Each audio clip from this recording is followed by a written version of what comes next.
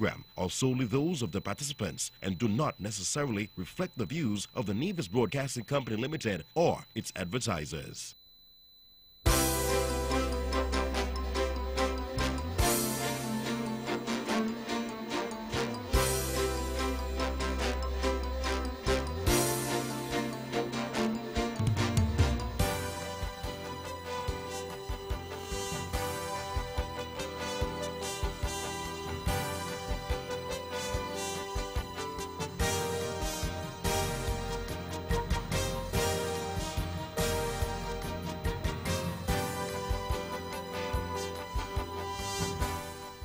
Ladies and gentlemen, good evening to listening public, the wonderful people here in Nevis, those in St. Kitts, those who are listening throughout the wider Caribbean, those in the United States, Canada, the United Kingdom, all over the world.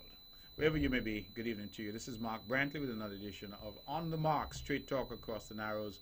We are, of course, here every Wednesday from 8 to 10 for 2 hours of prime time radio. No commercials. We're the only commercial-free talk show in the Federation.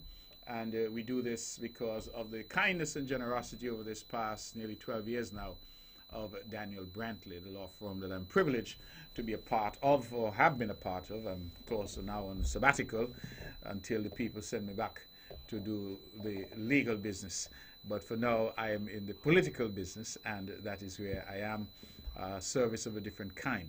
And so I want to thank them for their generosity over all these years. It is because of their generosity that we don't have to go to commercial breaks and we could do 2 hours of commercial-free radio.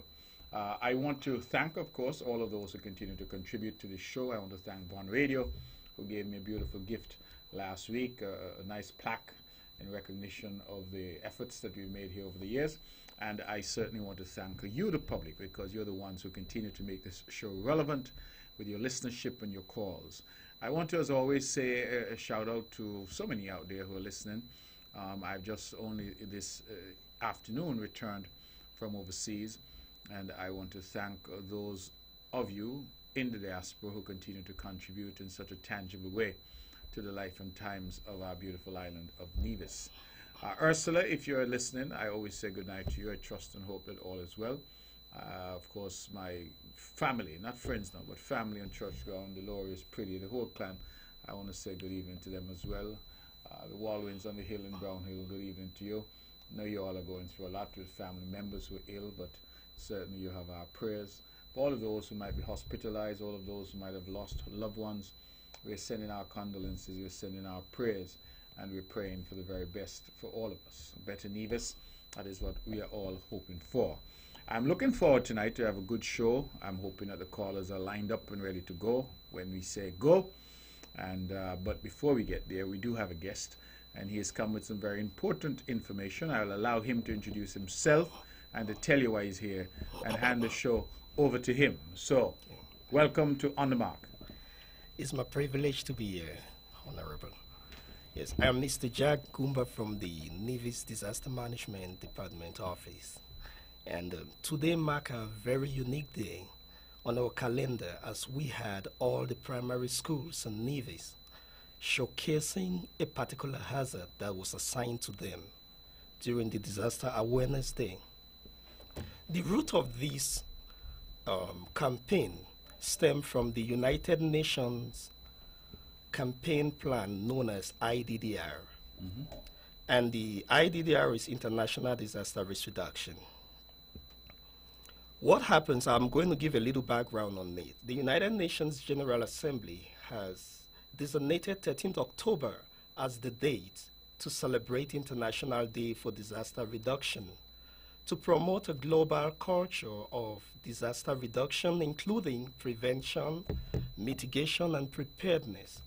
Since it began 25 years ago, the day has grown into a major global awareness event celebrated in many ways to encourage effort to build more disaster-resilient communities and nations. Why I give this background is because the United Nations has decided to target all the key areas, like from children right through to senior citizens. What we are doing with the disaster management on Nevis is to target the children's group. Much of times, if we look in the world, millions of children are affected by disasters every year. Our approach, we don't want children to be victims.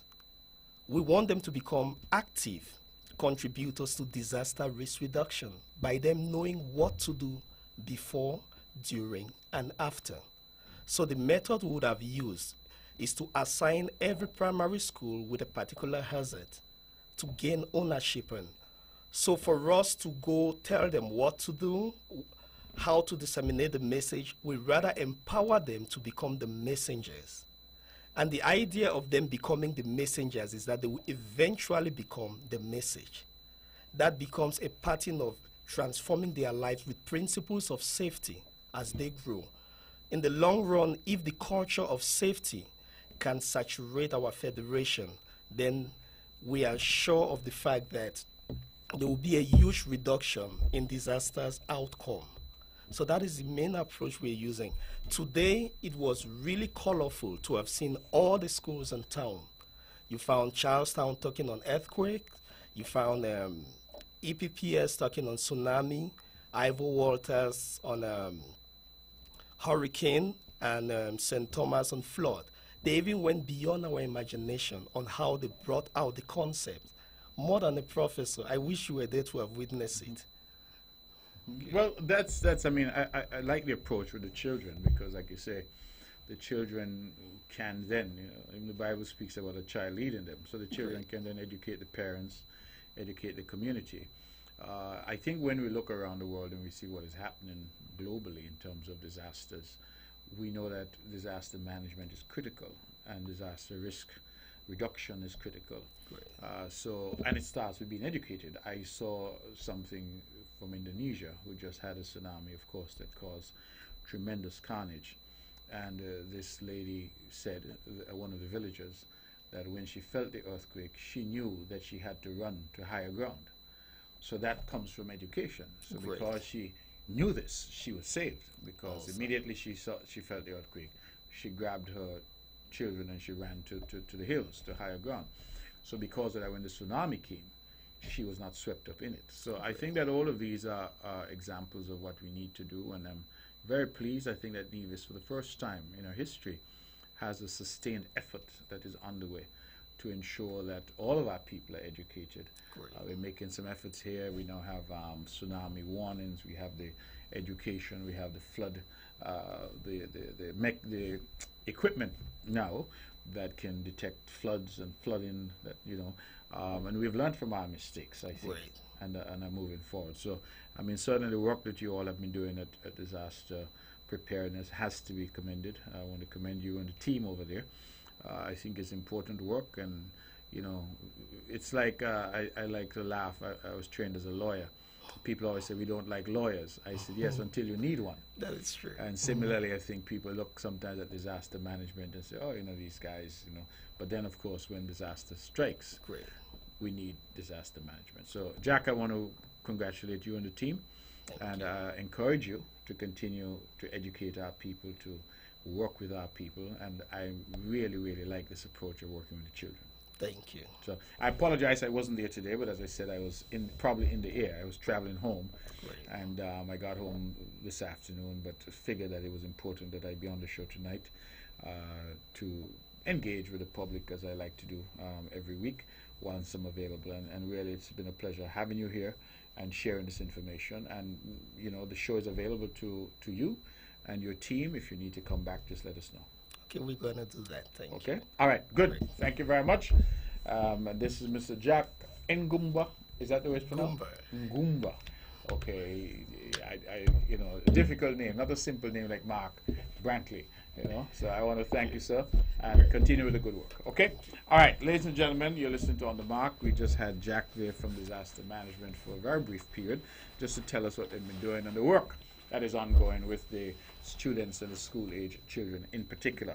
So we thank them very much. These are some of the people who I think are unheralded, the people who are doing a wonderful job, the people who work behind the scenes, who are not engaged in the fanfare. They're not in front of the cameras, perhaps talking and beating their chest, but they get the job done, and they're doing critical work.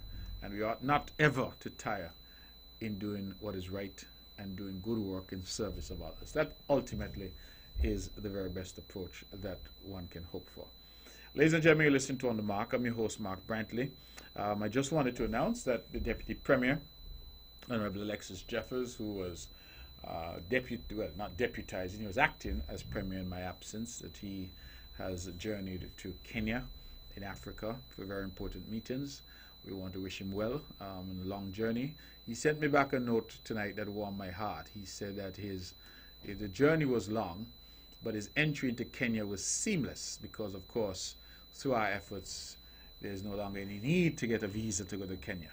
And so he said he just presented his thing, his passport, and no stamps, so it was seamless. And he felt good about that, and I feel good about that as well, that we continue to expand that footprint. And I think people don't recognize sometimes how important it is, until it really happens and they really get the benefit of it. And I thought the Deputy Premier was quite kind to send that note to say how seamless his travel was because of those diplomatic efforts. So we continue to do our very best and continue to work hard to achieve. We, ladies and gentlemen, have a lot that's happening in the community. We have a lot to talk about and to discuss. I think it is now common knowledge that the Regional Security Forces are here, the RSS. Some people have asked why. Clearly we've been having some difficulties with crime and criminality. We continue to be bedeviled by it, and we continue to call on our people to do the right thing and to desist from criminal behavior. We do not feel that it is necessary because we feel that work is available. We feel that if people do the right thing, take responsibility and be responsible citizens, that we can achieve all that we need to achieve. And so we continue to encourage our people to do the right thing. Some people, nevertheless, thankfully a few, but nevertheless, they insist on doing what is wrong. And so we've had some problems. I think our number of homicides for the year is at 24, I think, at last count, which is really, I like to say that one is one too many. So 24 is certainly 24 too many. And this is a problem that has gone back now for nigh 20 years.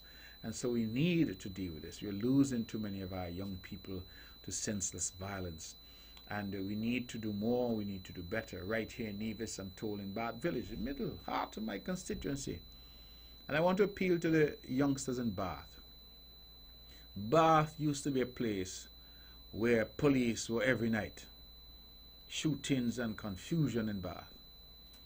And we've worked hard in Bath Village that is no longer the case. Yes, Bath is an area where we have poor people. We have poor people all over Nevis. But poverty is not an excuse for crime. It is not an excuse for crime. And a lot of the youngsters, when I have engaged with them, I've spoken to them. Many times I sit down in the mud, as they call it, and I tell them, listen, they ask why the police keep harassing us. I say they keep harassing you because of the perception of what you're engaged in. And slowly I find a lot of them have just backed away from that. And Bath has been calm. There's been no problems in Bath Village for, I believe, well over a year. None. From one of the hot spots to no problems at all. So when recently I heard of a robbery attempt and a shooting in Bath Village, it grieved my heart. It grieved my heart because Bath has left them days there already. We don't move past that. And whoever these youngsters are in Bath Village who are engaged in that, you are causing a new set of problems for the village and villagers. You can't love Bath Village if that's what you're engaged in. And I want to take the opportunity to extend my profound condolences to young Tino and his family. I know this young man is a hard-working young man, always out there you see him working. And for people to try and rob him of what he has worked for and to shoot him in the process, I think it is beyond tragic. Thankfully, he has not passed, but I am hopeful he makes a speedy recovery and a full recovery. But the fact that somebody would attack him and to shoot him, I think it is really regrettable. I am calling the youngsters in Bath. I'm calling on the youngsters in Bath because you went through this and you saw the result. Police was in Bath every night kicking down people's door. Police was doing search. You felt like you were being harassed. And many of you came to me and told me that. And I said to you, clean up your act and you'll see. And you have seen. Because the other day a young man met me and said, boy, police, they'll just drive through now and hail us. You know why? Because you cleaned up and you said, you know, you're done with those foolishness. Put that behind you. When we were boys, you behaved as boys. When we became men, we put away childish things. Put that behind you. So now that these youngsters look like they want to hype up Bath again, I'm calling on those same fellas in Bath to bring them to heel, to tell them that Bath Village does not want to go through that kind of trauma again. We don't want any murders, any robberies, any difficulty in Bath Village. I'm talking plain because that's the way I feel. We do not want that in Bath Village. It is not acceptable to have that in Bath Village, not the metropolis of Bath. You already had that trauma. Already went through that period of time. You walked through the fire and you've come out on the other side better. Do not allow the miscreant few to drag Bath Village back into that kind of behavior. And so Bath villagers themselves must stand up and tell them fellas, no, not over here. Not over here. Right? Before so go long out of Bath. Not in Bath Village. Do not engage in that activity. Please do not do that. And so I want to make that appeal to all of Bath Village to stand together and say never again are we going to go down that particular road. The other day I had a conversation with the police and they themselves were commenting how Bath Village has turned itself around. Turned itself around. So let's not go back there. Let's not go back there. The people feel like they're under siege from the security forces. Let us do what is right. Let us understand the mistakes of the past and learn from them so that we're not going back there ever. I think that for me is important. And so, young Keno, wherever you are, if you're still here at the hospital, I know I was been away. And when I last checked, you were still at the hospital, although I had some discussion that you might have been taken abroad. But I'm praying and hoping that you make a full recovery, praying for your family, that they may get past this, and thanking God for sparing you and sparing us all, because God knows we can't take any more in this regard. And so I'm very, very pleased that this was not worse, because it could have been worse, and thankful that God has been merciful to you and merciful to all of us. So the RSS is here. That is the news, and we hope that God will grant them success in interdicting, preventing some of this activity that has been ongoing here. Some may ask why the RSS, and my simple answer is that it's a resource that we pay for as a country, and therefore it is available to us. And so if you pay for something and it's available to you, why not use it?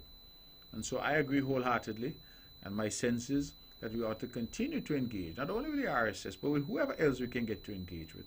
Bring in the experts, bring in the assistance as necessary, work with the local police, give them the resources, allow them to beef up their ranks, and let us try and deal with this problem. But crime is a social problem, I've always said that. And to beat that problem, you require a social response. And it will require all of us, all hands on deck. I keep saying it. To require the government must lead, because that's what governments are elected to do. And the buck stops with us. We must lead. It requires the police forces and security forces to do their part. It requires the schools in terms of their education of our youth and the shaping of minds. It requires our churches to do what they've always done and more, because times have changed. It requires our communities and our community leaders, as I've just appealed to those in Bath Village, to step up to the plate and let those in Bath Village bent on creating difficulties to understand not in Bath. Can't happen over here. And last, but most importantly, it depends on the parents. Parents, you must do your job. It's not enough to have fun and end up having a child. No, you must do your job. And your job as a parent requires that you help raise your children, that you inculcate in them good habits. When they come home with something that you give them, they teeth it, that you tell them, no. Take it back where you get it from. That is not acceptable in this household. Be parents. Some of you you want to be your child friend. Then some of you, I understand, say you're afraid of your child. You're afraid of your own child. What kind of child you raise if you're afraid of your child? Parents must be parents, and you must do your job. And the community must be parents. We must help to raise some of these children. Grandmothers and extended families, we must do our role, our job, and help to raise these children. Because if we do not get it right, ladies and gentlemen, our communities will continue to suffer. And so this is my appeal. It has always been my appeal. Let us do what is right. Let us do the right thing. Let us encourage our people to do the right thing, particularly our youth. Let us encourage and continue to encourage and encourage some more. Let us lift up each other and be there for each other and encourage each other. Let us applaud each other when we do well, and equally let us correct each other when we do bad things. But all of us have a role to play. The days of sticking our heads in the sand like proverbial ostriches while the country goes to rack and ruin, I think those days have to be over. And our communities now have to recognize that each and every single one of us has an obligation, has a duty, a moral responsibility to play our part to bring this crime and violence to heel. And so I welcome the RSS. I'm hoping that the country welcomes the RSS, that the police and security forces welcome the augmentation of their numbers so that we can collectively sleep better at nights. This is a resource that we pay for. It's a resource that is available to us, and I 100% support the accessing by St. Kitts and Nevis of this resource that's available to us, and one that is paid for by our taxpayers. Ladies and gentlemen, this is On the Mark. We have a lot to discuss. A lot is happening in the country. But before I open the lines, I want to extend congratulations to the Honorable Vance Amory, the Honorable Dr. Timothy Harris, and the Honorable Dr. Denzel Douglas, all three proud UWI graduates, University of the West Indies, who I gather from news items were honored today by the University of the West Indies. Among 70 honorees, I'm told that these three, the Honorable Timothy Harris, the Honorable Vance Amory, and the Honorable Denzel Douglas, were honored today at the University of the West Indies. And I want to commend all three and to say to those of us who are out here and continue to toil in the vineyard of public service, that it is the best that one can do. It is the best calling that one can have, is to serve other people. And I know that Tutmon Saman Bagay gonna get upset with me for continue to reference it, but it was such a profound statement that it plays over in my head even at nights sometimes. Our beloved Deputy Governor General, Her Honor Hailita Liebert, when asked by a youngster, how you get this job, she said, well, I wasn't looking for any job. I was doing my job, which was an educator, a teacher. But guess what? Somebody was watching. It's very important. Somebody was watching. And so we go about our business. We do the best that we do. Always remember, somebody is watching. And so UWI, the University of West Indies, clearly was watching and decided in its wisdom to honor these three Kittitians and divisions. And we congratulate them for the honor that they have received. As I said earlier, when our people do well, we must applaud them. Equally, when they do badly, we must correct them.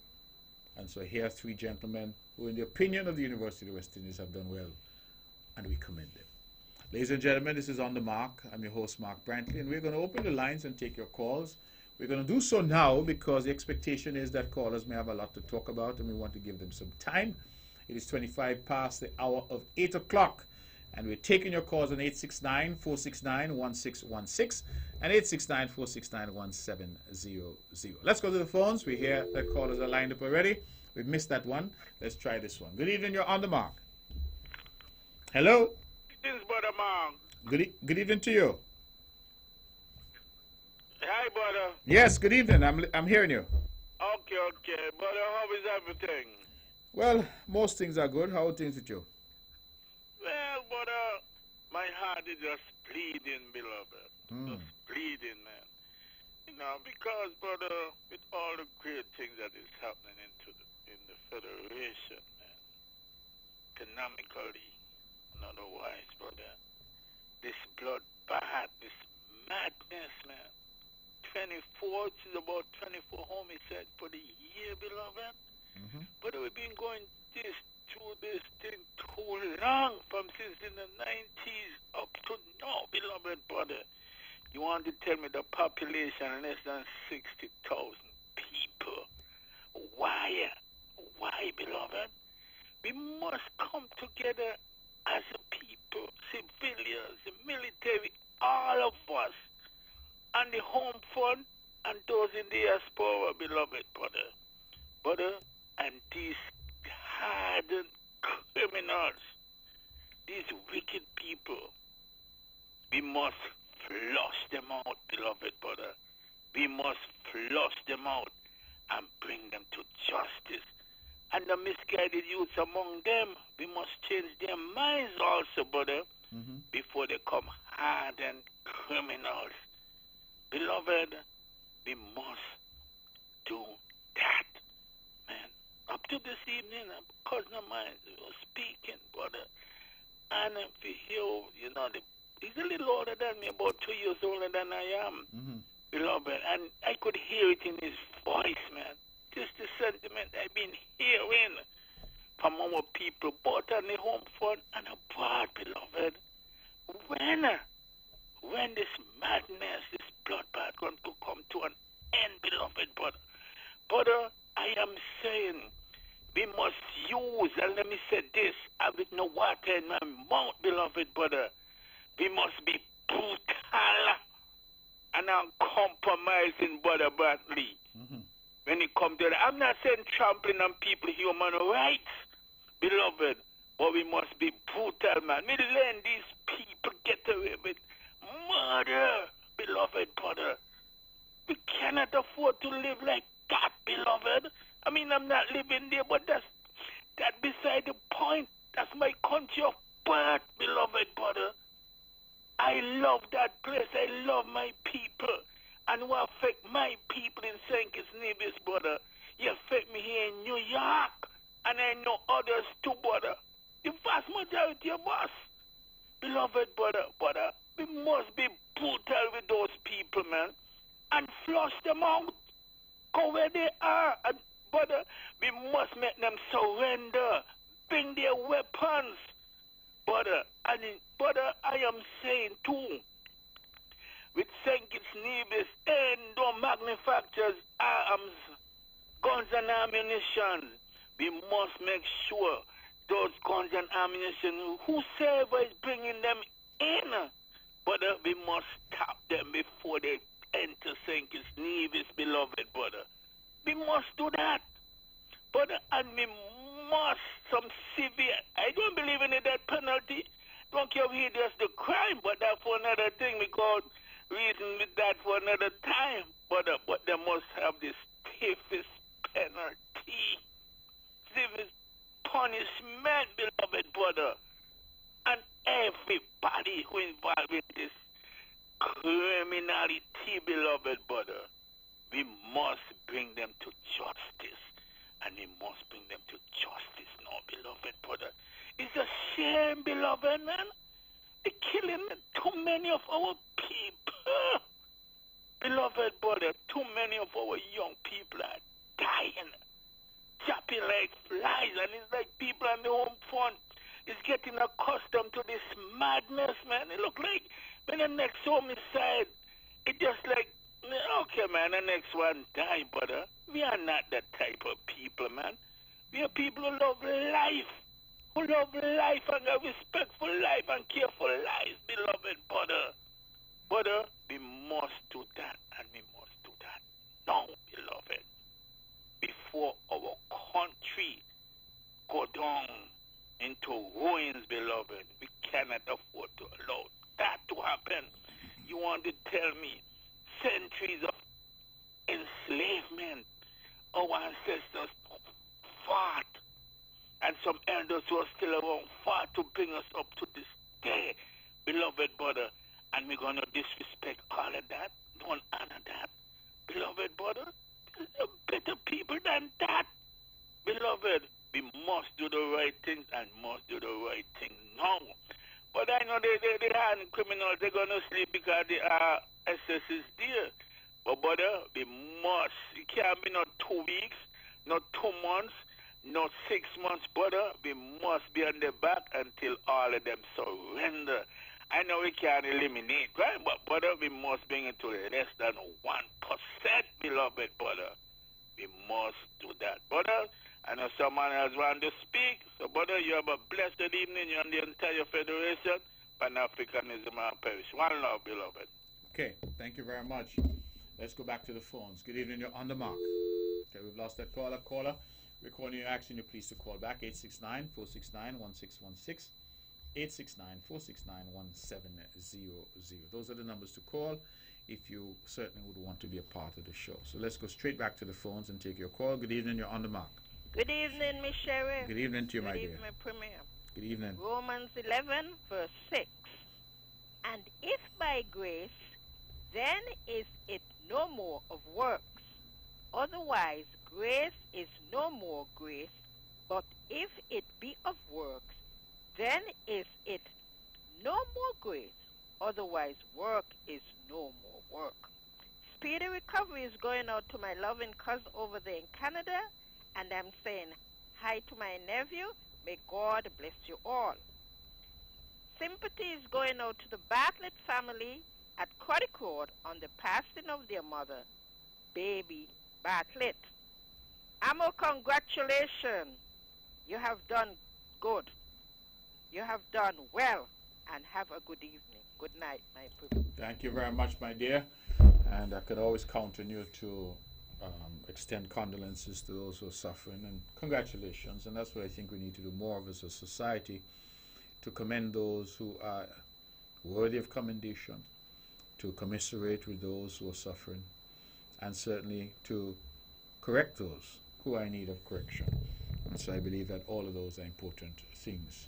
How could I forget in my opening statement, or soliloquy as I like to call it, that the NRP, our erstwhile opposition party here in Nevis, a party which has had great longevity, going back since I believe it was 1970, that I gather they've had some form of caucus or some meeting of the party of some kind. I confess I have not been paying the attention I probably ought to pay, but my understanding is that they have two contenders now for leader, being Mr. Elhansville Hector and one Mr. Daly, Kelvin, I think his first name is Daly. I think that is Dr. Kelvin Daly, let me be precise because I believe he has a PhD. I think that is going to be a very interesting mix, and you know, I'm reminded that there was a very popular calypso here in the Federation where someone sang quite prophetically, perhaps, that let them come if they want to come. So I believe that whoever wants to come will come. I like the way that the country and its democratic traditions are developing, that people are coming to the fore. People are willing to step in, some may say to step into a vacuum that has been created, but whether it's a vacuum or otherwise, that they're stepping up and stepping in. And I think that is good for democracy. That is good for democracy. And you know that I'm a proponent of democracy, and I have tried through my own efforts as the Premier of Nevis and before to promote the ideas of democracy. I'm very proud that I went to court to fight for people's right to vote when they were disenfranchised. I'm very pleased that as Premier I have made good on certain pledges in relation to integrity in public life, in relation to freedom of information, both of which we're still rolling out. Matter of fact, I believe it is this week that public servants meet with the legal department to be educated and updated on the integrity in public life legislation and the impact of that.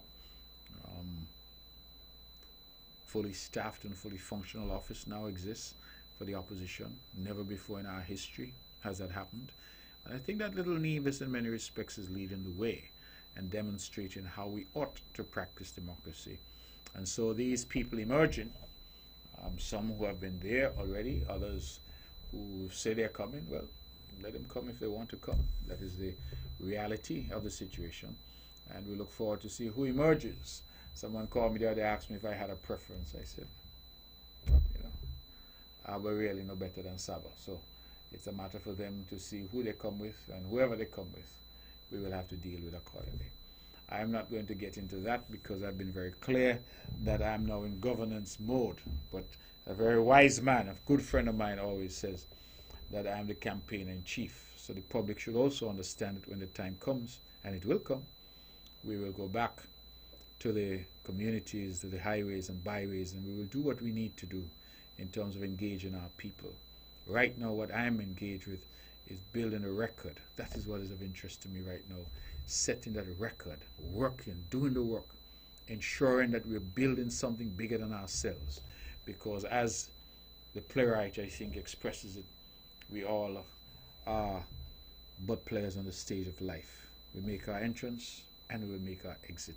Our job is to ensure that when we make our exit, the stage has been left better than we met it. That is all. When we make our exit, the stage has been left better than we met it. And as sure as the sun will rise tomorrow, each and every one of us will have to make our exit. Some will be pushed, some will be pulled, some will go willingly. But whether you're pushed, pulled, or you go willingly, you will have to make your exit. And it is a wrong thinking. You feel you're going to be there forever. We have examples all around the region and examples right here at home of those who felt that they were going to be there forever. And where are they now? So, the lesson is that we are all players on this stage of life. We make our entrance, we hopefully make our contribution, and then it is for each of us to make our exit. Because we will not be here forever. Despite whatever grandiose plans we have, whatever view we have of ourselves, we can be assured of one thing: we will not be here forever. And so, let us, whilst we're on the stage, try to do the best that we can. That's all we can do. And we leave the rest of history to judge as to whether or not our contribution was significant or insignificant. If it was good or bad, history will judge us on that. And so if you see certain things being done by this administration, it is because we're trying to leave a legacy. We're trying to create institutions so that years from now people will say that this was the contribution that this administration made to the life and times of the island of Nevis. And that is what we'll seek to do. And that is what we will continue to do. So we wish the NRP all the best in whatever it is they're going to do. Whether they elect Saba or they elect Abba, it really doesn't matter. We will deal with that at the appropriate time. But we are happy that democracy is alive and well in our country. Mr. Parry looks like he's headed off into the sunset. If in fact that is the case, we want to wish him a happy retirement and to thank him for his contribution. I think there will be other opportunities when we can do that. But from tonight, from what I'm hearing, it appears that he is done. And if he's done, then he now, having entered the stage some decades ago, is now exiting the stage, and it will be for the historians to now judge and to write that history of his time on the stage when he occupied the highest possible offices in our beautiful island of Nevis. That is where we are. We all play our part. We enter and we exit. And it will be for history to judge us. Again, as Her Honor, our Deputy Governor General said, people are watching. People are watching. So, we wait to see what happens as the NRP goes to its convention, and we wait to see what emerges from that. My own hope is that whatever emerges, the people of Nevis will be best served. And we understand in every country we require opposition and government alike. We require the pros and the cons. We require debate and discussion. And through debate and discussion, the cut and thrust of our dialogue will make our nation stronger. We make ideas better. We cast out bad ideas and make good ideas even better. That is what we try to do, and that is why I'm here. I've traveled a long distance to come back home and be here this evening. My wife said to me this evening, Mark, why are you going to go on this show? You're tired. And I said it is important that this show continues because I'm not aware that any other leader in our region has a show such as this, where we can have a conversation on a weekly basis with the public that we serve.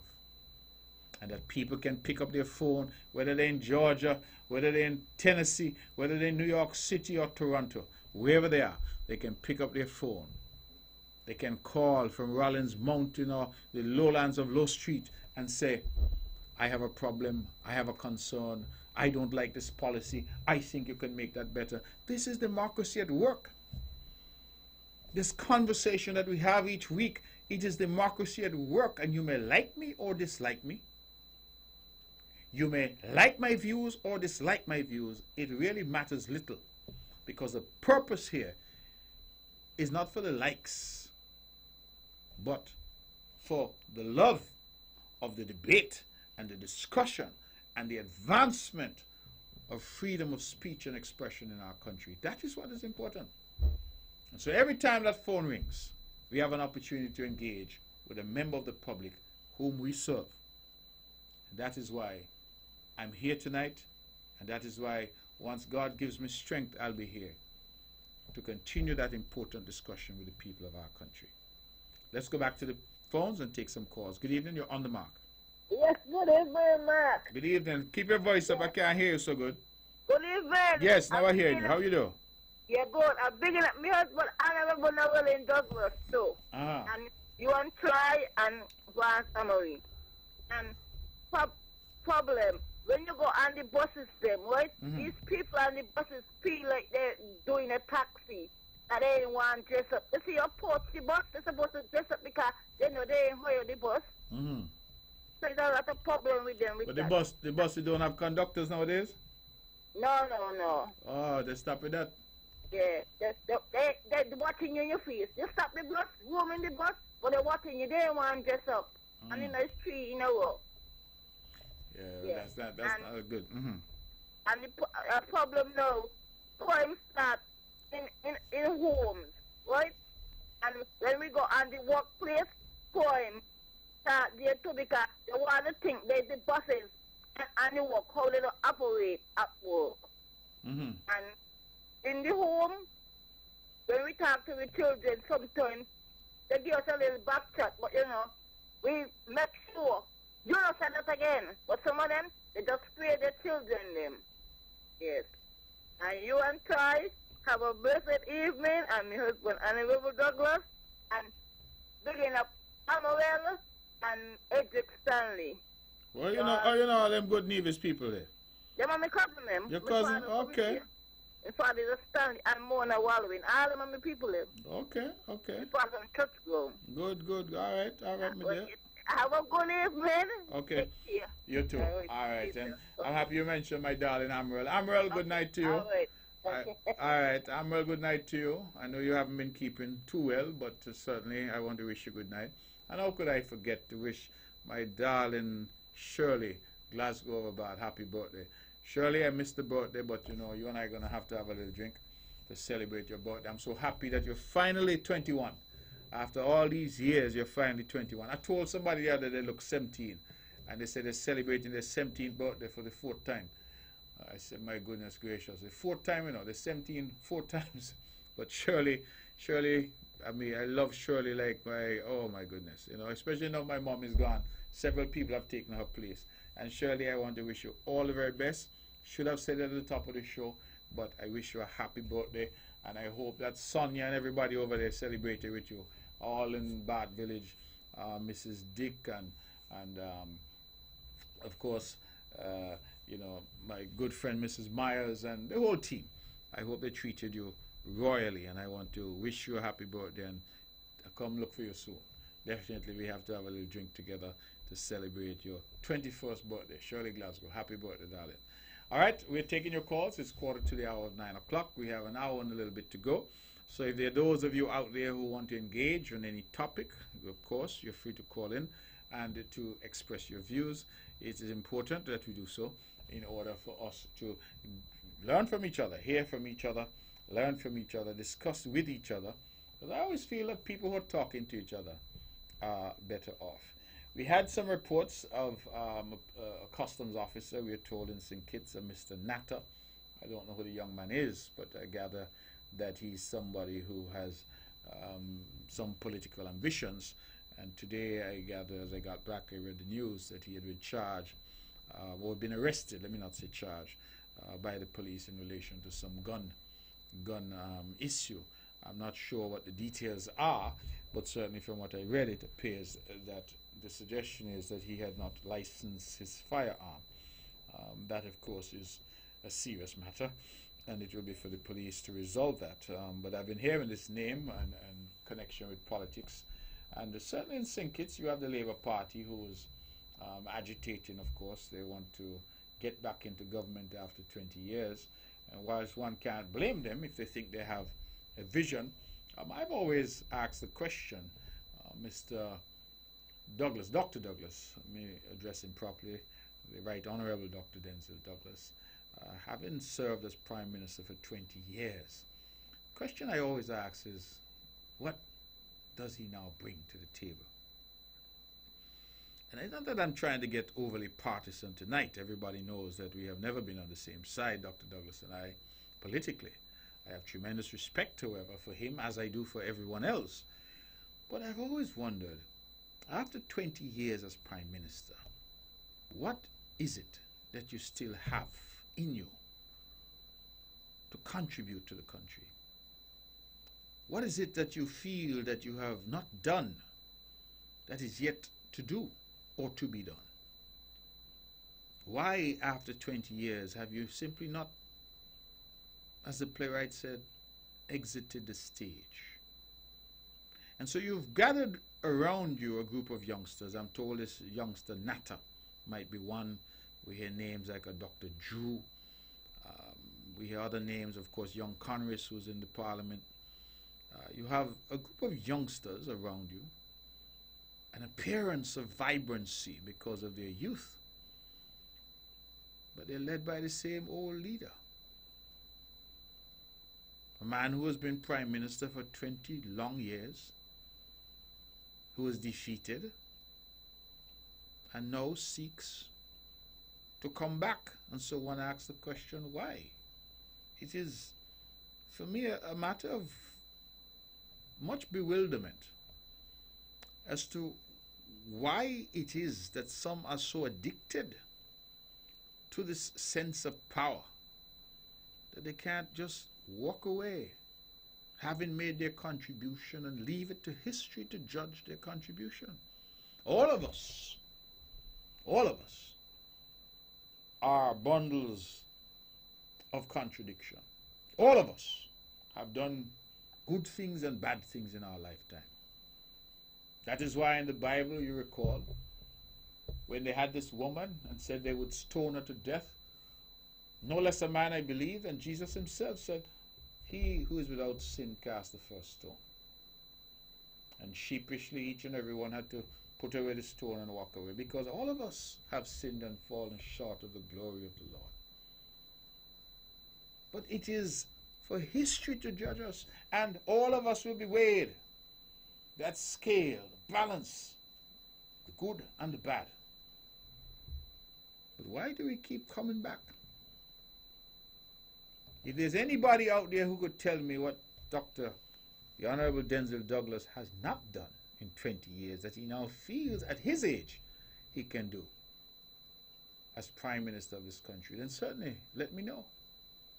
But for my part, I feel that having played your role, it is time sometimes to exit the stage and let others now get their opportunity to play their role. And they too will in time exit the stage and allow others to play their role. That is the circle of life. That we enter, we play our role, and then we exit. Let's go back to the phones. It's 10 to the hour of 9. Good evening, you're on the mark. Good evening. I was just wondering if there is a report available regarding the explosion that was at the MUA a few weeks ago. There's no report as yet. The investigation is continuing. I believe I've been advised that we're bringing in some expertise from outside. I think people from the Alcohol, Tobacco and Firearms from the United States, ATF. I'm hopeful that they, if they're not here yet, that they should be here very shortly to assist us so that we can have the fullest possible investigation of what could have caused that very tragic explosion. So at this point, we do not yet have a report, but we're hoping to have one shortly.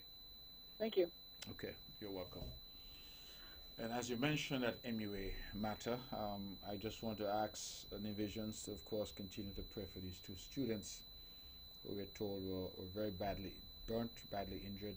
They have been flown overseas. Both, I'm told, are hospitalized now in the native United States, where, of course, they have access to the best medical care. And it is my hope and my prayer that they will make a speedy recovery. We have someone else holding. Let's go back to the phones. Good evening. You're on the mark. Hello? Hello. Good evening, Mr. Mark Bradley. Yes, good evening to you. Very interesting to listen to what you just said. Did you ask Vance Amber the same question? It's interesting to listen. Did you ask Patches Liber the same question? Did you ask Eugene Hamilton the same question? And I'm asking you. I don't know that any of those people you've mentioned was Prime Minister of the country for 20 years. Oh, but you don't know that Vance Amber was the Prime Minister, the Premier Nevis. How much years? I know Mr. Amri served. For how many years? Well, caller, you allow me to answer, or you want to speak to yourself? Yeah, answer. He served as Premier of Nevis for 14 years. He went into opposition, and then he came back. He served for one term, and then he announced that he was going to retire, and he handed over the leadership of the party to me, and he has... He handed it over to you? That is what happened. Okay. Right? Okay. So Mr. Amri is not the example that you would want to look to, because Mr. Amri did what, in my memory, only one other person in the Caribbean, being P.J. Patterson of Jamaica, has ever done, which is to hand over the height of his power to somebody else. Oh, Lord, politics really a mistake. Let me ask you a Well, question. if you can find somebody else in Caribbean politics who has done that, why not share it with me? Because you're not going to talk the truth. Let me ask another question. What have I said that is not true, caller? Mark Bradley, let's go to that. Well, what did I just tell you that is not true? Can you find one other politician in the region who did what Vance Amri did? That don't mean I have to believe you. That don't mean because of that I believe you. Okay, well, That's your opinion. That is my opinion? You have an opinion about Douglas, and everybody says Douglas is the most... Caller, tell me one other leader in the Caribbean handed over a party when they were the leader in office. He handed over. That don't mean that he saw. I don't know. I'm just saying my opinion, how I feel about that. Okay, all right. So your opinion is replacing the fact. Go ahead. Exactly. Well, that's how you might see it. No, go ahead. Let's go to the facts now. Yes. You remember some years ago, the crime was a rampant for you? Absolutely. It still is. You remember you said C.G. Walwyn was responsible for the crime. You never remember them statements? No, I never said that. What? I have never said that C.G. Walwyn was responsible. What was the statement on Win FM, on Freedom? Well, I have no idea what the statement was, but I'm telling you what I had never said. Okay, then. Right? Okay, let's move on. Yes, move on quickly. Say no more. Now, today, the crime is a problem. Remember you called for curfew in December some years ago? Yes, I did. I made a recommendation when I was in opposition. In response, I believe, to 4 murders in one weekend. Okay, good. Yes. But we had that. Based on what you have today, Mr. Mark Bradley, based on the seriousness of the crime today, how can you tell me that the Commissioner of Police of Ireland, we're not sure if he's coming back? The kind of wrangling was going on within the police force with today, with the seriousness of our crime. I'm not hearing the vengeance from you. I'm not hearing the bigger words from you. What is the problem? But caller, what wrangling are you talking about? This is again this is your opinion, or this is something that you know? You remember you asked for Sam Conda to come home some years ago? No, I never asked for Sam Conda to come home. I asked for Dr. Denzel Douglas to come home. He was the Prime Minister, and he was the Minister of National Security. For him to take away national security from Sam Conda. I never did that, caller. My God, man. Please. You keep coming with these kind of things. I don't know where you're pulling this information from. You understand? In my time as leader of the opposition, Dr. Denzel Douglas was always the Minister of National Security. Let me remind you. It was I don't remember what day in the week. 2 guys got killed in front of the Antioch Baptist Church. 2 guys. I can remember that very clear. And you asked for the Sam Conda to remove from national security. Okay. All right, caller. Go ahead. You're not correct, but go ahead. Today. Yes. What's your last point? You don't care nothing about the crime, Matt Brantley. Because based on what's going on today, how can you tell me that the commissioner of police is off island? How that can be, Mr. Brantley, with the seriousness? Because if junior officers had asked for time off, you all would have never give them. You all are playing with the people of this country. You all are playing with our livelihood. You all are playing with our life. And because I cannot see why your guys bring these three fellas from Jamaica. They have no input in our country. They're doing nothing to help us. We're paying them big money. But caller, I'm not understanding you. We have had a crime problem in the country now for 20 years. You can't deny it. In fact, the most murderous year we've ever had in this country. Hey, caller, I let you talk. My turn to talk now. Yeah, go ahead. The most murderous year in this country was 35 murders under a government that you support. So you're now saying to us that we ought not to try new things? These are new ideas. You're saying that we're bringing in people from Jamaica and they're not doing anything. We're paying them a lot of money. The right? issue is not trying new things, man. But what is the issue then? Hold on, let me speak. Can I speak now? Let me point the issue to you. Yes, go ahead. The leader, what your leader said to the world some years ago, we are the murder capital in the world. The most likely to get killed in St. Kitts and Nevis. We had 21 murders. And I'm saying to you, he said to us, people don't want to come here. And foreigners must not come here, come be in charge. So somebody is telling me the truth. You have a good night. Caller, let me tell you, talking to you is like talking to a Spanish station. Because I have no idea. You're jumping all over the place like a cat on a hot tin roof. If you're calling this show is a show where we debate and we debate serious issues. First of all, come with your facts. Right? You telling me that I called for Sam Conda to resign. I don't ever recall in my public life that Sam Conda was Minister of National Security. I recall Denzel Llewellyn Douglas was Minister of National Security when I was leader of the opposition. That is what I recall. If you know something different, then you will correct me. Right? You're saying that I said Sam Conda must come back from overseas. I made no such call to the Honorable Sam Terence Conda. You're calling tonight with all kind of malarkey. You must get your facts straight. It's a serious show now. We discuss serious issues. And these are serious times in which we are living. And as I always say, serious times demand serious attention from serious people. Don't just pick up the phone because you got free calling tonight from Flo. And so you're calling and tying up the airwaves and chatting all kind of thing and then jumping from one thing to the next. You can't even have a sensible conversation because when you're talking about one thing, you jump and you talk about something else. If you want to be relevant to the debate and to the discussion, at least get your information correct, caller, so we can engage each other. I'm not running. I'm here for 2 hours. You could call back in.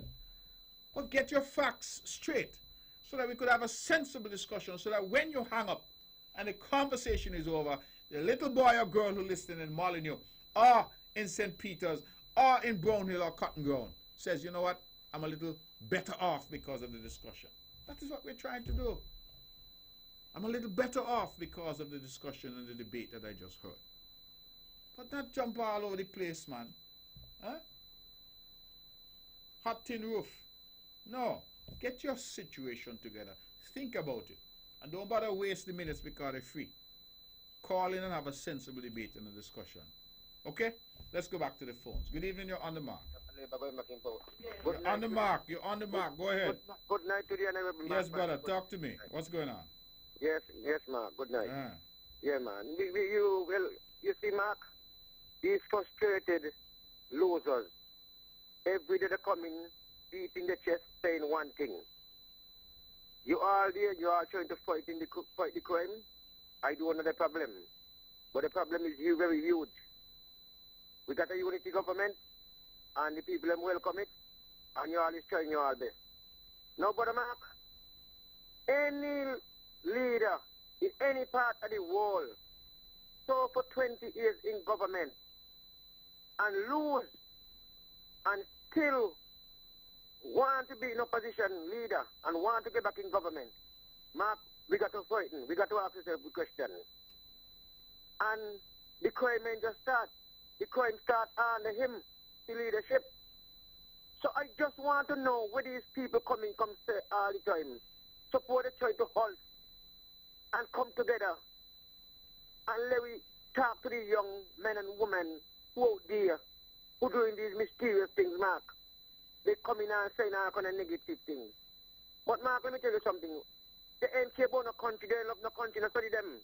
They only love the country when they got the government in the party in power. That's when they love country. they're choosing up and saying all kind of thing and instigating all kind of thing to go on in this country. Them who say the call opposition. Only them one could run country, a Labour Party. Nobody else could see fit to run the country, Mark. But Mark, I can tell you plain, you know. When you see them come on, just give them a time and listen to them. Because they come saying one thing all the time, and what they say it before, they say it now, and it ain't gonna work. With the people of this country know what this government is doing, and we pick a leader to run the affairs of this country. We know that we leader doing as ignorant and disgusting and answer people and tell people they asking in foolish question and all those kind of things. We don't have that kind of leader. And Mark, as far as I'm concerned, you is an understandable man, you to listen to people. You're a very open-minded man. And you will continue to be the premier until whenever the people of Nevis are you ready to resign? Because Mark, I'm going to tell you something now. You're clear, you know? You're clear. And everybody could listen to you. You're clear. You is a man of principle. You is a man of peace. You is a man who wants to see the federation go on with a unity government. So I don't have a problem. Anyway, Mark, if I forget anything, I'll come back. Okay, my brother. Thank you very much. It is 2 minutes or so past the hour of 9 o'clock based on this clock that I have here. Yes, 2 minutes past the hour of 9 o'clock. We're taking your calls on 869-469-1616, 869-469-1700. I'm getting some messages from overseas. People are saying that they're listening and the show is live and lively, and that is what we like. And so we go back to the phones and take some more calls. And those of you overseas, if you want to call in as well, please do. Let's go back to the phones. Good evening, you're on the mark. Good night, sir. Good evening to you. How are you? I'm good, man. How are you? No, have you seen that movie, Cat on a Tin Roof? And I see the movie, I hear about it. And, Paul Newman, Elizabeth Taylor, and Bo Lives, good movie. But that's not what I call for. What is the unity opinion of the CCJ? What is the what you say? Yeah, what is your opinion? What are your opinion of it, the CCJ? My opinion of the CCJ? Yeah, what are we, because in Antigua there's a big thing going on. Well, Antigua is having a referendum. I think Grenada is having a referendum. Yeah, the matter has not really come to the fore politically here in St. Kitts and Nevis, but I do believe that it is a step that all of us will eventually have to take, because as one friend of mine put it recently, he says either we're going to leave the Privy Council or the Privy Council is going to leave us. So it is time, I believe, time enough that we look at this matter seriously. Look, I would say you guys should be shy of it. What happened to you?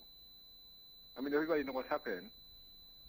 And I don't know why these people in Antigua, so the leaders in Antigua are so anxious to get it. Somebody was saying that they want to get rid of it so they could steal the people of Barbuda land. Caller, that kind of thing. Caller, let us be fair. Let us be fair. We cannot praise the court as good because it rules in our favor and condemn it as bad because it rules against us. Justice, as I say, is blind. You remember the scales of justice? They always, the Lady Justice always has a blindfold, right? Sometimes you get a judgment that is to our liking. Sometimes you get one that is not to our liking. And I personally don't think that it is right and a correct debate to have to suggest that, because the courts in the Caribbean rule a certain way as opposed to the Privy Council in England, that is reason to stay or to go. No. Judges are humans just like us. Sometimes they get it right, sometimes they get it wrong. Sometimes we feel they get it right and we feel that they get it wrong. But we can't make fundamental decisions as to the direction of our country, our judicial system, our jurisprudence, based on our personal feelings about any particular case or matter. For example, we do not know how the CCJ would have ruled on this whole issue to which you spoke, of the boundaries and all that. We know how the High Court ruled against unity. The Court of Appeal ruled against unity. The Privy Council ruled in favor of unity. The CCJ might have done similarly. Or the CCJ might have ruled against unity as well. But that doesn't make the CCJ good or bad, or the expectation of the quality of justice good or bad. Because what Labour people are going to say? Let me get rid of the Privy Council because the Privy Council ruled against us on the boundaries case. But does that mean that the CCJ would have ruled for them on the boundaries case? So it can't be based on an individual case. We have to look, I think, at the quality of the judges. The quality of the judges at the CCJ is second to none. We have to look at the question of whether or not it is appropriate at this stage in our development to still have our final appellate court in what I like to call the cold, wintry climes of London, and whether or not we feel confident enough in our own institutions, in our own region, in what Ralph Gonzalez used to refer to as our Caribbean civilization, that we go to the judges of the CCJ. That really is the issue. And as I am reminded by my friend, if we don't leave the Privy Council will leave us. Because over time, I think these colonial relics will pass. That is not, by using the term relic, any indication, because I myself have been to the Privy Council for justice and felt I got justice in this boundaries matter. But we ought not to feel that it is only the Privy Council that could give us justice. We must have more confidence in our own and in our own institutions. Let's go back to the phones and take some calls. Good evening, you're on the mark. Hello? Hello? Hello? Yes, you're on the mark. Hello? Yes, listen to me, not to the radio. Okay. Or to the computer. Good evening, how are you? I'm good. How are you? I'm well, thank you. I would like to say good evening to the red team up there in Orlando, who will be competing on Saturday for the big barbecue competition. I want to wish them best of luck and bring back home the trophy when they're coming back. Well, I could tell you they say it's the biggest thing since Barack Obama inauguration. Right? But that red team, I don't believe going to make it. You sure? Because they say they have a camouflage team and they have a blue team. And I personally can't believe you're calling on the mark to say that you're supporting the red team over the blue team. Huh? But I want the red team to bring back home the trophy. You want to bring back home the trophy? Up on Churchground Hill, Mr. Brantley. You know, what I find is strange, the members of the red team, right? I never see one of them cook nowhere.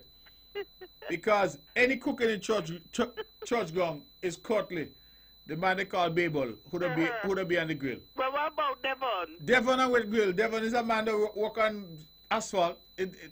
As far as I know, give him any kind of asphalt to mix, he could do that. Me never see Devon cooking yet. What about Cal? Cal do graze the pig them that the fellas do cook. And Papa? Oh Lord, Papa know how to fix from lawnmower to tractor. Okay, I got it. But thanks for calling, darling. Yeah, I wish them all the best. Bye. All right. Okay, bye. All right. Churchground got a set of fellas, right? I see them all landing big American Airlines jet, drop them in Miami, say they go and go cooking competition. And none of them cook at home. So how, if you can't, what I say, if you can't dance a yard, how you going to dance abroad? They can't cook at home. I have been tired of eating and drinking up in Churchground. One man in Churchground do the cooking is Babel. They ain't carry Babel to Miami, you know. They gone Miami. Here who gone? Devon, Cal, Papa. What Devon, Cal, and Papa know about barbecue? I don't know. Right? So Dr. Pack up there say you're having a big barbecue competition. And you got a man here. Cal is a man the farmer. Best pigs in Nevis. Best pork in Nevis is Cal. Devon, the best asphalt man that Nevis ever had. And Papa, the best heavy equipment man that Nevis has. Tell me what raising pigs, heavy equipment, and asphalt got to do with barbecue. And that's who gone said in the red team. I never hear more. But anyway, my darling, thank you for calling. One thing I like about you, you support the family.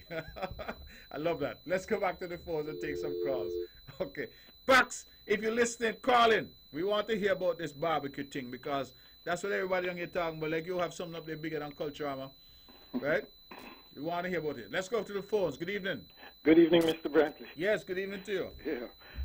Like you, I welcome the RSF here. If only because the security forces here seem to be on the verge of being overwhelmed. and the RSS would, I think, give them at least some respite. This crime thing is a stubborn problem that, as you said, requires all hands on deck. The whole country, I think, recognizes it. The whole country, that is, except the Prime Minister, who seemed to want to exclude the opposition and continue his personal feud with Dr. Douglas, as if the country is interested in that. Okay? Although we constantly say that crime does not belong in the realm of politics, politicians just don't seem to be able to resist making it a political football for whatever reason. I guess politicians do what the politicians would do. With regard to your question on what Douglas has to offer, I remember on a program you once said that Douglas has more intellectual capacity than you because of his years of experience. Okay? But the fact is, when you look at his accomplishments, when you realize that there has been no significant change really in the policies from the last government to now, I mean, even the hallmark things like the CBI and the land for debt swap, these have not fundamentally changed, okay? And there have been no new huge investments that have been attracted, right? To me, the current government is benefiting from the policies pursued by Douglas, so he should be thanked. And I agree that Douglas is flawed, but I feel Dr. Harris is more flawed. Okay, so we have two flawed leaders to choose from. I prefer some young, new visionary leader who is untainted by our cutthroat politics to emerge, but I don't really see any on the horizon. I mean, you had a lot of potential and possibilities, but you seem more concerned with one Nevis than one St. Kitts Nevis. Okay? So what do we do? I mean, we have tried and tested leadership under Douglas already. You evaluate a good leader when times are rough, not when the sailing is smooth like now, and a lot of money is there to splurge around. Anybody can lead then. I maintain that Douglas as a leader is head and shoulders above Harris. I find Dr. Harris much too Machiavellian for my liking. Okay, that's just my view. So, caller, so your point is then that after 20 years, you figure that Dr. Douglas should come back? If his party want him to lead them, yeah. No, it's not about his party, because his party doesn't decide who's the prime minister of the country. You are a voter. Right. So I'm asking you the question as a voter, not about his party. His party could decide to do whatever they want to do. I understand. As it is now, right, as I just pointed out, right, I think that Douglas is a better leader than Harris. We'll have to look at the alternatives that we have. But you have a group. Remember my point was made against the background, that I see a set of young people around the Labour Party. Yeah. I mentioned a few that I know. Yeah. A fellow called Drew, Dr. Drew. Right. The name I hear being mentioned. Congress I know well. Distinguished himself in Calypso, for example. Bright young man. These fellows are there, but yet Douglas, who has had his time, is leading them. So I'm asking the question. It's not just want him to lead him. Yes, but I'm not asking about the party. The party has its own dynamics. I'm talking about the names you mentioned. The question I'm asking you is this. Challenging him. But you say that you're looking at Dr. Douglas and Dr. Harris, and it looked to me like, based on your analysis, you're saying, well, who is the lesser of the two evils? Right. Because you say both of them are flawed. That seems to be your analysis. Yes. My question is, as a voter, as somebody who is a patriot and who loves this country, don't you see somebody else among the ranks who could emerge as the leader of the Labour Party and therefore potentially the leader of the country? I don't see that right now. Okay. If you look at it, and it's the same in both parties. It seems as if even the young ones in the other parties seem to just accept the status quo. They don't seem to want to challenge. They just seem to just slide into the mold kind of thing. Then that's why I said I would really love some really new, vibrant, visionary person who can really unite the country, because that is another feeling we have. Do you, as a matter of fact, let me ask you the question, Do you really get a sense that the country is really united in a singleness of purpose? If the answer is no, isn't that the responsibility of leadership? It is the responsibility of leadership. I think that the country is far better than it was insofar as unity. Well, let me not use that language. That has political connotations. As far as the cohesiveness of the country is concerned, I think, of course, I think it is far better than it was. But isn't that dependent on the personalities? If the personalities change, you'll be back to square one again. Well, but that's the difficulty you have. But if Carla, you don't have ironclad arrangements, if things are done in an arbitrary way, we're setting up future generations for conflict. But Carla, regardless of the arrangement and how ironclad you claim it to be, we can design. Carla, we can design the best train in the world. It ultimately has to be run by men and women, and that oftentimes is the problem. That we who are charged with managing the system do so in a manner that is ineffective. So, my thing is that the institutions are there, the framework is there. It will always depend on the personalities, because if people get into office, particularly into high office, and their objective is to do harm to each other, do harm to one island or the next, do harm to the people of Nevis or the people of St. Kitts, as the case may be, then it matters little how good a document the Constitution is or how good the arrangement is, because the only thing people can... I'm not so sure you're correct. Well, let me just finish, because the only thing people can do in that context is go to the court. That is why, for example, we had to go to the court on a motion of no confidence. You and I touched on that last week. Yeah. Right? Because even if the matter has been laid out in black and white, somebody could have said, well, I am not going to do it, and then what recourse do you have? So the truth is, I hear a lot of people talk about personalities. Personalities are always important. We fought 2 world wars in our modern history in this world because of personalities. That's true. So, which is why we should try to design systems that make personality less of an influence. Let me give you an example. Unless you run the system by computer, by artificial intelligence. No. Yeah, let me hear this. You don't have to do the extreme. Let me give you a practical example. Right? That same motion of no confidence. Yes. Okay? Now, I would have thought, bearing in mind the pain that we went through, okay, that, and we've had a court judgment on it.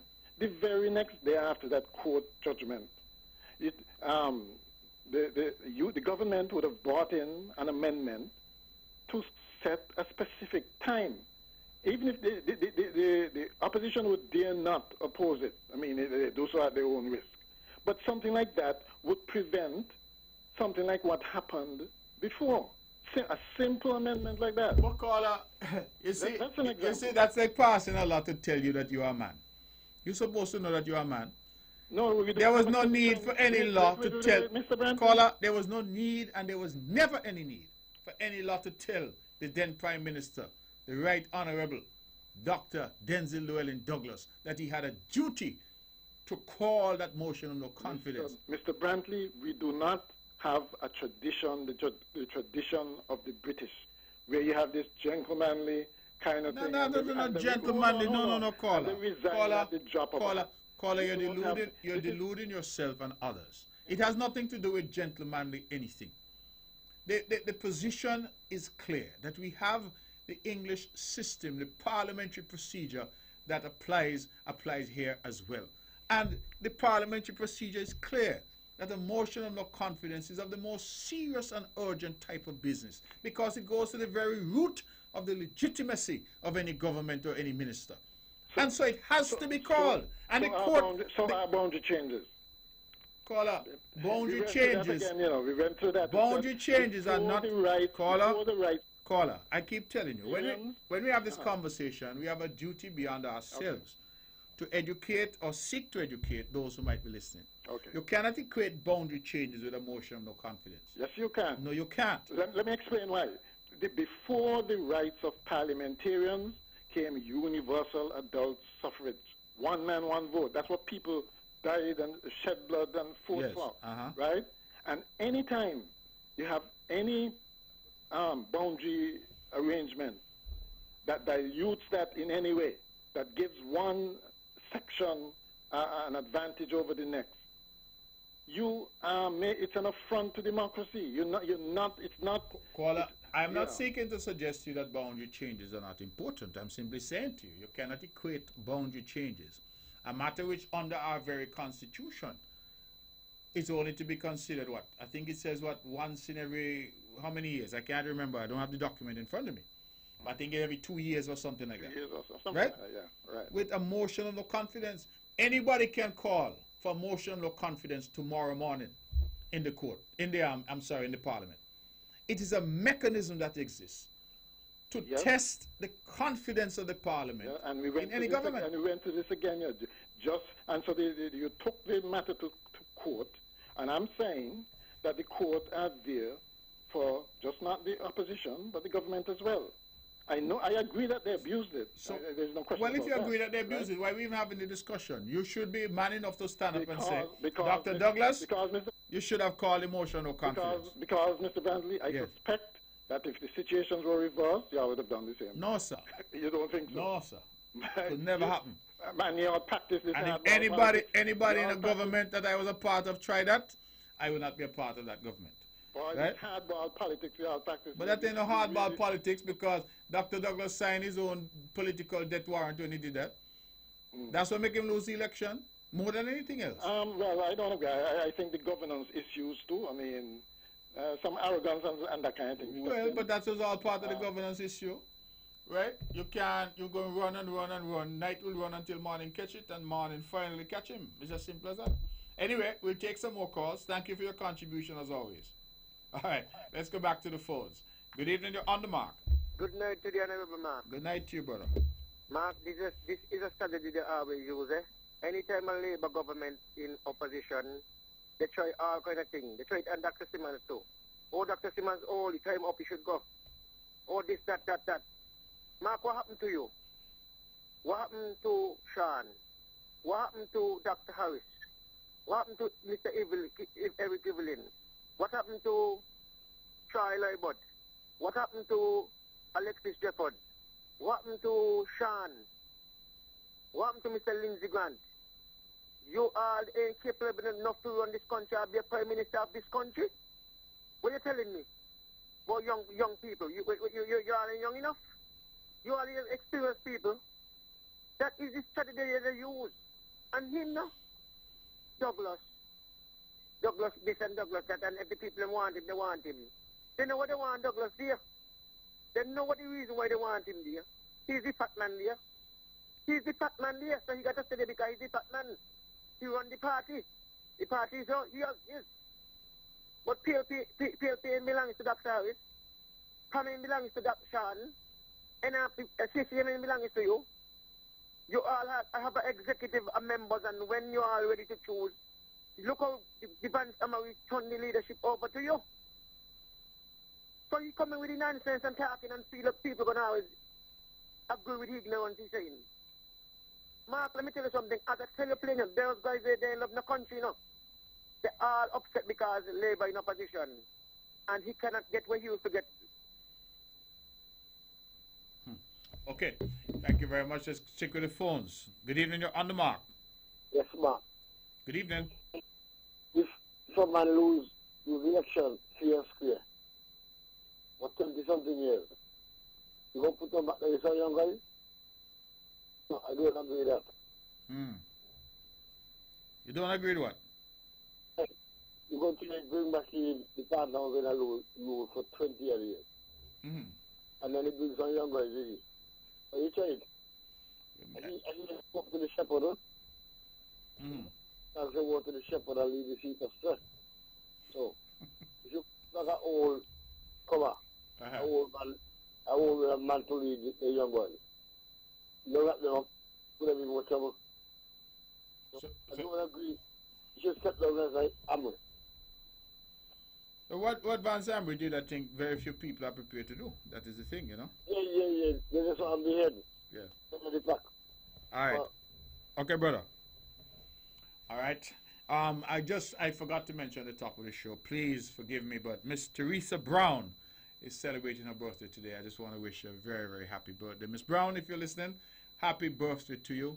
It's coming to you from all of us here at Von Radio, and of course, all your fans all across the island of Nevis and beyond. We want to wish you a very happy birthday and wish you God's continued blessings and many, many more birthdays and good health and all the prosperity in the world. And I apologize for not saying so earlier in the show, but certainly happy birthday to you. Miss Teresa Brown, celebrating today. Let's go back to the phones and take some more calls. Good evening, you're on the mark.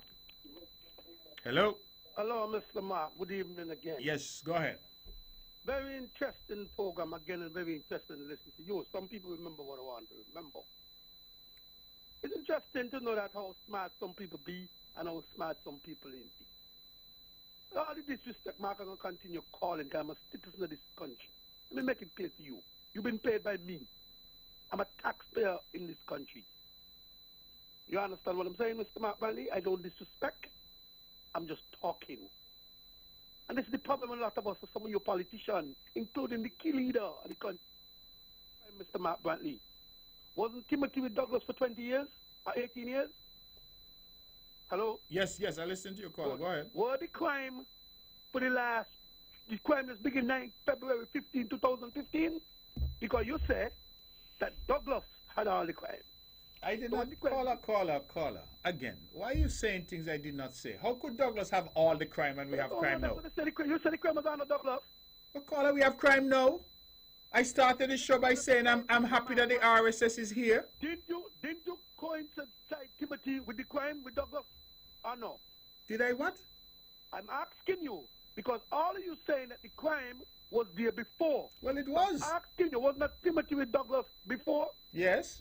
Good. So he's a part of the same crime. What's happening today? Well, he was part of the government, which was led by Dr. Douglas. Okay. And for the time that I was in opposition, Dr. Douglas was not only Prime Minister, he was the Minister of National Security.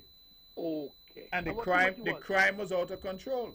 Okay. Yes. And Timothy came to the nation. Remember I tell you a while ago, we had 21 murders when Timothy took office. When he said to the world, you're most likely, and I'm surprised you let him say that and get away, but we love the country, you're most likely to get killed in St. Kitts and Nevis than in Jamaica. You remember them words? I can't recall that call. Oh, you can't recall. I can't recall. You keep saying people say this and people say that. And I have no idea what you're talking about. You say I say certain things tonight that I know I have never said. So I can't put any stock in what you're telling me. But go ahead. So, Mr. Mark Bradley, do you remember in Parliament you said you didn't know nothing about unity? That I did not know anything about unity? You wasn't a part of whatever to do with it. When they asked you, remember, King put it out first, SK and Vibes. Remember them years ago? When you refused that, you said that SK and Vibes was telling you or something. You remember that? Caller, again, you've lost me. Okay? You seem to have an alternate universe somewhere. I have no idea some of the things you're coming up with and things. So, my thing again, please, get the information straight so that we could have a sensible conversation. Because you hop from this, you hop to that. Now you're saying I say SK and Vibes, I don't know about... How I could say I don't know about unity when I was there in the belly of unity from the start? I was there with unity. Unity was conceived, and I mean, I was a part of it. So how I could say I don't know anything about unity? I don't understand what you're saying, caller. So check the thing, man, and, you know, replay the tapes and whatever it is you do to get your information, and come again. Let's go back to the phones. Good evening, caller. You're on the mark. Well, a good evening to my friend-in-law. How are you, my brother? Long time I hear your voice. Man, I right here, brother, but because I'm down in the hole. But I get a trap set up so I could catch you, but it ain't too clear. But tomorrow I'm going to work on it. All right. So how you do, man? Good, man. Good to hear your voice. Yes, man. I've been hearing you with all the good reports that you bring back each time you travel. Thanks, brother. Appreciate it. I said, now look at that. Look at something that could have been done over the years. But there was no concern, no love for country. The concern and love were for long pocket and telling lies and make mischief.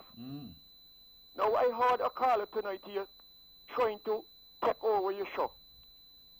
Well, that is his way of talking to anybody, you know, like he arguing in a Iraq-Iran war.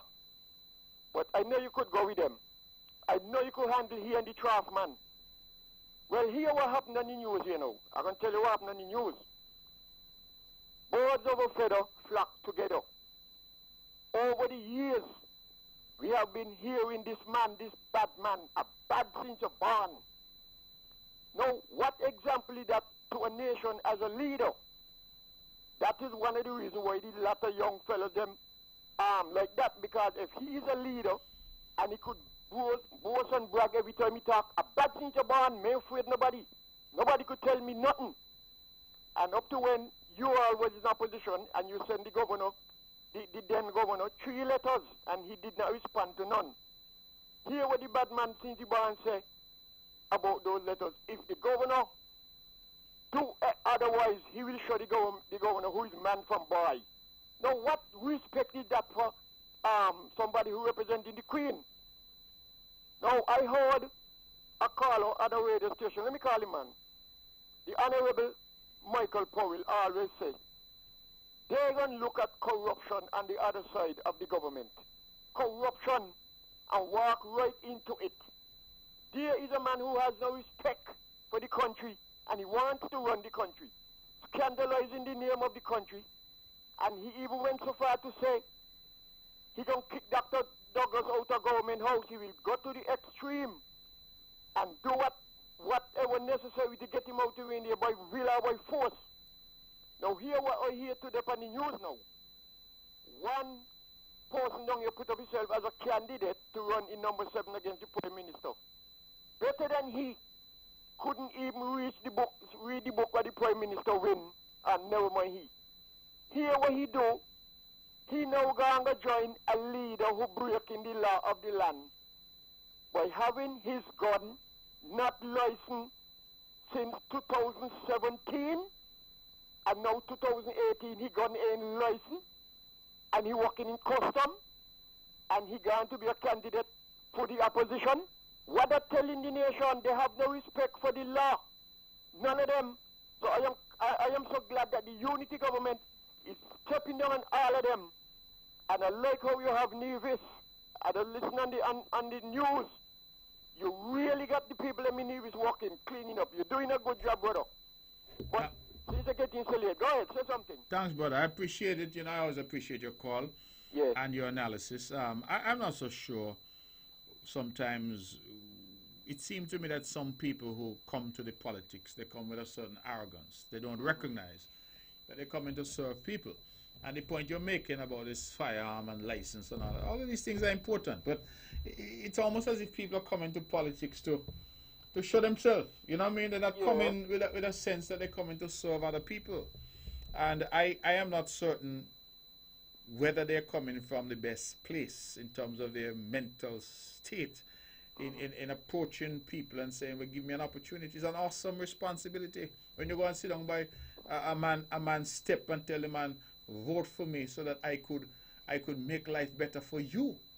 Not for myself, but for you. That's right. You know, and that is the thing. I see some fellows even here in Nevis now emerging, and I keep asking myself, and maybe I'm approaching it the wrong way, but I keep asking myself, well, if you have not done anything to advance yourself, you have not demonstrated in your own life that you know what it's like.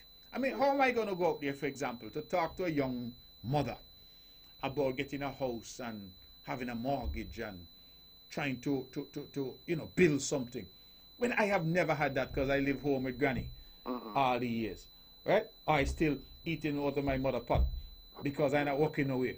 How am I going to go and talk to a young man who's unemployed and say to that young man, you know, I have the answer for you. I have the ability to create jobs so that you could find a job when I am not working. I don't know what it's like. I never gone out there yet, right? I can't go talk to a young lady and say to her, you know, when you have your car payment, because we never pay for a car yet. You know what I mean? I'm just saying that maybe it is I have it wrong, but it is an awesome responsibility to go to other people and to basically tell them, I'm going to come and sit down by you, you know, and tell you, give me a chance to make decisions for you. That's what I'm doing. Right, that's right. To pass laws that you will have to follow. That's right. and you lead by example. Well, that's my point. Thank God that Unity lamp still got in kerosene oil with the jumbie bead in it. They say you got jumbie bead too? Eh? Jumbie bead in there too? Yeah, the jumbie bead to keep the oil long. Because the jumbie bead now is what bring to light integrity in public life. So when people like the Trump-man and the other one come on and talking about integrity in Mark and Emery and the Prime Minister Harris, they don't have no integrity and they don't know how to run government. They don't have no leadership in them. Let them look at what integrity in public life bring out to light. Every man got to declare certain things, and it's because of that why you hear it on the news today. You know, you break the law last year and this year, and you want to tell people you're a good man, vote for you, buy your back off. You have a good night here. All right, brother. Thank you. Thank you very much for that. It's an interesting show tonight. Let's go back to the phones. We have 20 minutes left. Good evening. You're on the mark. Yes, Mr. Dante, just by your information. Yes. Didn't Beer Bird hand over power to Lester Bird, or because it was a family dynasty? I don't know. Short answer. When they hand over. He did do that. He did. But I wouldn't count that in the same category because, as you say, that's family. In my own research, I think P.J. Patterson did. He handed over to Portia Simpson. I cannot think of anybody else in the region who would have done so, from what I call a position of strength. For example, in St. Kitts, Dr. Simmons. Nobody could have touched Beer Bird, you know. Well, yes, but if I hand it to my child, I think that's a different category. That's what I'm saying. I would put that in a special, as you say, that's like a family dynasty. I'm talking about, in St. Kitts, you had Dr. Simmons, and Dr. Simmons eventually, I think, he lost. And then he came back and ran and lost again, and that is when the party went into transition. Here in Nevis, you had the same thing. You had the party moved into transition after Dr. Daniel lost, Simeon Daniel, 92. You had the party now NRP moving into transition that Mr. Parry has not been able to win the government. Around the region, that's what I find. Yeah, generally, and you know the reason for that. I mean, after all, you can't do anything without political power. So I guess that's why it's so difficult to give up. I mean, even if you're altruistic and say that, well, you want to help people and that kind of thing, you can't do that unless you're in power. Yeah, well, so, I understand that, caller, but I'm not so much even talking about power. I'm talking about having a sense that, listen, I have been on the stage and I have played my role. That's enough. You know, and it's time now for, I mean, one of the reasons, and taking off all other hats that I wear now, I'm just speaking as a citizen of the country. I'm a student of politics. I like politics. I like watching it. Not just here, but everywhere. You know, if you talk to my wife, she will say my television is always on CNN or one of those with these political programs. I like politics. Yeah, I follow it globally. And I find, for example, that one of the problems the Labour Party had in St. Kitts, a very strong party, perhaps one of the most organized party with a grassroots following that still exists to this day.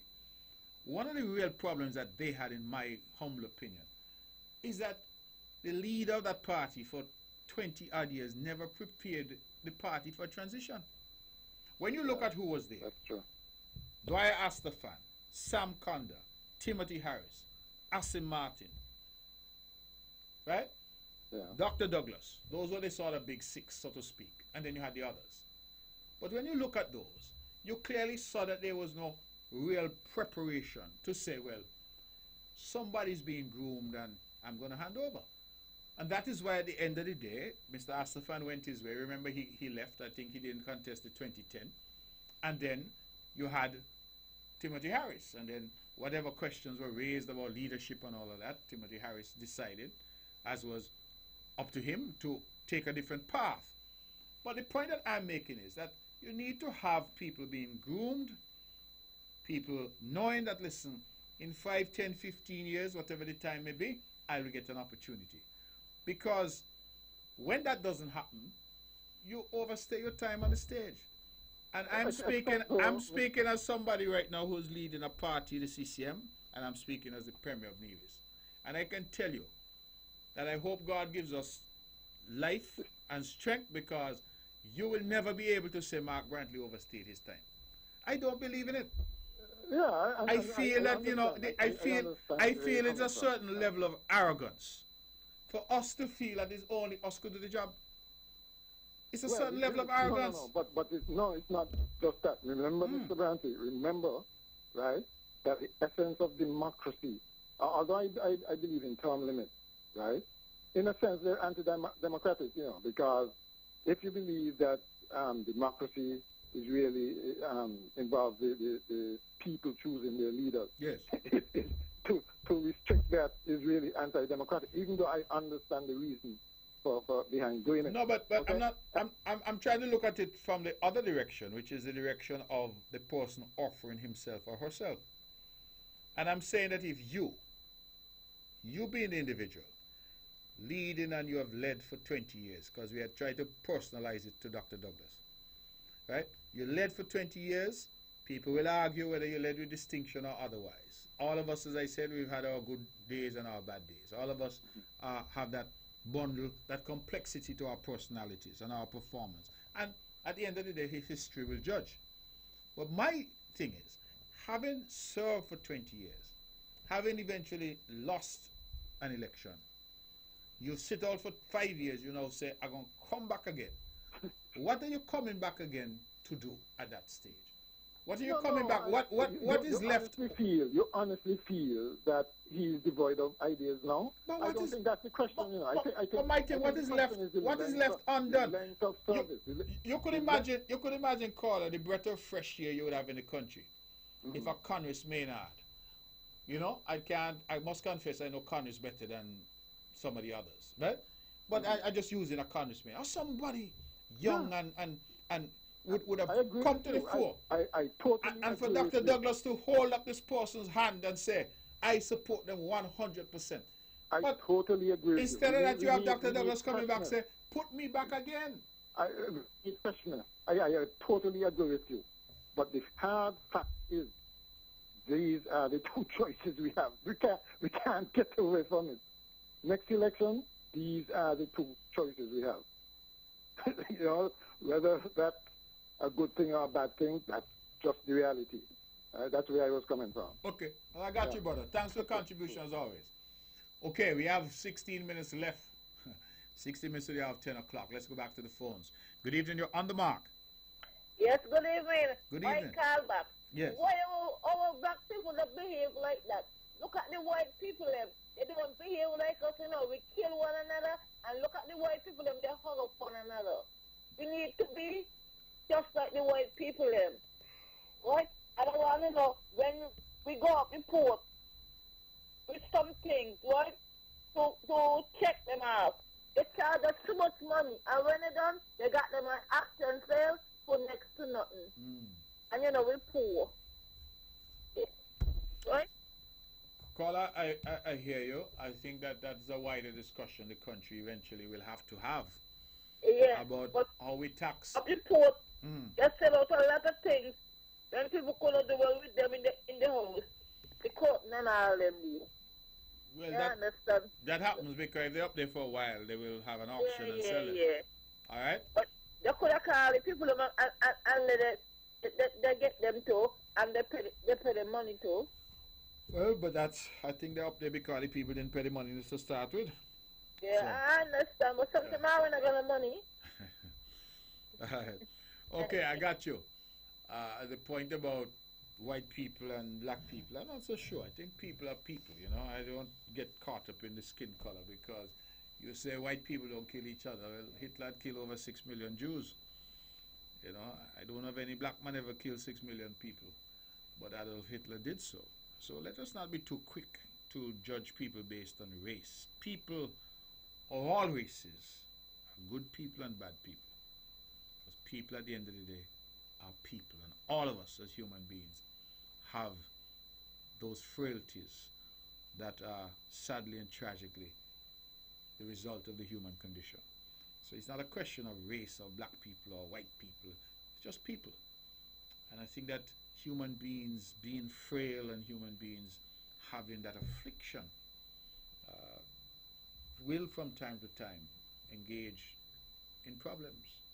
I always remind people, before people say all kind of things and who's to blame for crime. Remember the first murder that I'm aware of that was ever recorded was Cain and Abel. Cain and Abel. So even back then, you had human frailty on display. And that has been the reality of the human condition. Let's go back to the phones. Good evening, you're on the mark. Hello? Hello? Hello? Yes, you're on the mark. Go ahead. No? Go ahead, go ahead. Mr. Bradley? Yes. Okay, that caller doesn't seem to want to talk to us. So let's try this caller. Caller, good evening, you're on the mark. Hello? Okay, we're having some difficulties here. Caller, please try again, 869-469-1616, 869-469-1700. Let's go back. Good evening, caller, you're on the mark. Mr. Brantley. Yes. Yeah, the thing about the leadership you were talking about, you're talking about leaders who was in office and then hand over leadership to somebody else? Yes. I think they had a couple, Oh, I can't think of anybody else other than PJ and Van Samry. I know when James Mitchell was in office in St. Vincent, he handed over the leadership to Arnold Eustace, and I think he was Prime Minister for about 3 months, and then he lost. He lost to the Unity Labour when they formed the coalition with Dr. Ralph Gonsalves. Okay, so he had handed over while he was Prime Minister? Right. Okay, okay. Mm-hmm. And I think the same thing happened with Eugenia Charles when she handed over to Brian Allen. And Brian Allen lost to Rosie Douglas. Well, my Dominican here in the studio is telling me no. Huh? I have a Dominican historian, political historian here in the studio. He's shaking his head and saying no. Brian Allen took over from Eugenia Charles. He was Prime Minister for a couple of months. Brian Allen was Prime Minister, you sure? And then he was Attorney General. Yes, he was Prime Minister. He took over the leadership. Oh. There was a struggle because some people were saying that Eugenia Charles, she had favored, one of them he had wronged, Aline Carbon. Mm-hmm. But Brian Allen got the nod and he became Prime Minister for a couple of months. He didn't last too long. And he lost. Well, so you had a couple. Well, I'm not. I'm getting a. And I think John Compton did the same thing with Dr. Vaughan Lewis, and Dr. Vaughan Lewis, he lost. He was Prime Minister for a couple of months also. Well, I remember when they rang the bell, he lost to Dr. Kenny Anthony. Well, I remember Vaughan Lewis was briefly Prime Minister. Well, by that token, I think that in Jamaica, what's his name? P.J. Patterson. No, not P.J. On the other side, JLP. Yeah. You had I'm drawing a blank now. The Prime Minister who handed over to Holness. And Holness too lost. Bruce Golden. Bruce Golden. Right. But that again was arguably different because Bruce Golden was under siege with the Dudus Coke situation. So, but I will look at those examples you've raised because when I did my own research, I confess that all I found was P.J. Patterson. Yes, because I remember James Mitchell, he was in office, and then he handed over to Anand, if I'm pronouncing his name correctly, Arnold Eustace. Yes. And he became Prime Minister for a couple of months. When the general election was called, that is when the Unity Labour Party came together, with Vincent Beach and Ralph Gonsalves and Stanley, this lawyer, Stocky, Stocky John or something Stocky John, yeah. Right. And they came together, and Arnold Eustace lost the Unity Labour Party, which Prime Minister Ralph Gonsalves is still in office. And the same thing happened in Dominica. Check the history. Brian Allen was Prime Minister of Dominica, I think, for a couple of months. And then he lost to Rosie Douglas. Well, that is when Rosie Douglas made that comeback. Okay, well, lost to Rosie Douglas. Well, you're giving us some history lessons tonight.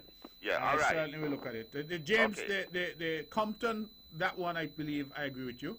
Yes, he hand over to Dr. Van Lewis. But it begs the question, though, that if they hand over to these individuals and these individuals last only a few months and then lose. Yeah, most of them. I mean, you. Well, all of them you've described lost. Right. You were successful. Portia but was the majority of them, right, when the leadership was handed over to them, they lost. You know, they lost. Portia was successful after PJ as well, wasn't she? Yeah. No? And she lost? No. I am not too sure, but I think... She lost initially. Remember, Portia lost to Bruce Golden? Yes, that's and right, Portia yeah. only got back in when Bruce Golden had to step down, hand over to the young man now, Holness. And Holness called the election. Right. And that's when Portia got in, so you're correct. Most of them tend to lose. Right. Look like I made history in Nevis. Yeah, right. Yeah, there were a couple. And check that one with Brian Aline. Brian Aline was Prime Minister of Dominica. She did hand it over the leadership to he. People saying that she had favored Aline Carbon. One of the ministers here drunk. He went on some some fishing trip or something. But people were, there were the argument saying that she had favored him. But when they had the voting and everything, for the party, Brian Aline won. And he became Prime Minister for a couple of months, and then he lost to Rosie Douglas. Check it. Okay. All right. Well, that's interesting. You see, I've been asking for this for some time now, and I'm happy that somebody had called him. So we'll certainly look at that.